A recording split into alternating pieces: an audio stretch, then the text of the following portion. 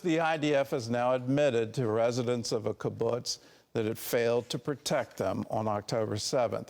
They also commended the community security team for quick action in stopping the invasion from spreading further. Julie Stahl has more. The Israeli military released a report on its own conduct and failures at Kibbutz Be'eri on October 7th, including a diagram of the battle. That day, the IDF failed in its mission to protect the citizens of Israel. Be'eri was one of the communities hardest hit by Hamas, with more than 100 Israelis slaughtered and more than 30 hostages taken that day, including 11 still in captivity. We were not prepared for the murderous terrorist attack by Hamas, involving thousands of terrorists who infiltrated the country at dozens of points at the same time. Terrorists killed Meir Zerbiv's brother and sister. He's furious with the IDF for not quickly charging into the kibbutz to stop the slaughter. The terrorists broke into the kibbutz at 6:30 in the morning, and around, I think, 10 to 10:30, forces arrived at the entrance of the kibbutz, and they were asked to enter. They didn't want to enter. They said they weren't given the order to enter. Israel's prime minister has rejected an official probe into October 7th while a war is going on. But this week, his own defense minister called for just such an investigation.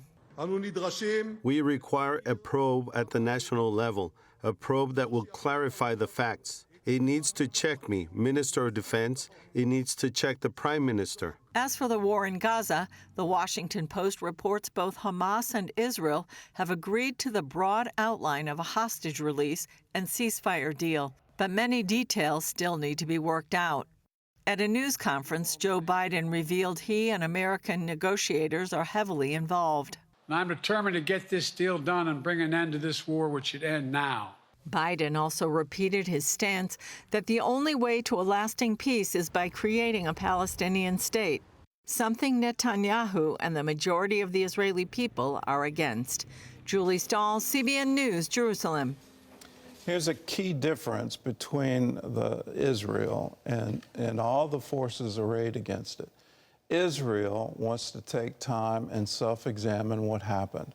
And you look back in their history, and whether it was 67 or 73, or the invasion of Lebanon, or even when they occupied Gaza back over 20 years ago, you look at this, they always are investigating and asking questions. Did we do it right? Did we conduct ourselves honorably? Who made mistakes? What were the mistakes? And how can we correct them? I can't imagine Hamas doing that and saying, how in the world did we unleash terror on a group of civilians on October 7th? Why would we use rape as a method of warfare? Why would we kidnap babies and hold them? Let us remember that. There are key differences here, and it's beyond belief that you could have protesters trying to support that action and support holding hostages against their will, holding them in the middle of a war. That is a war crime. And for us in America, let us remember some of those hostages are U.S. citizens.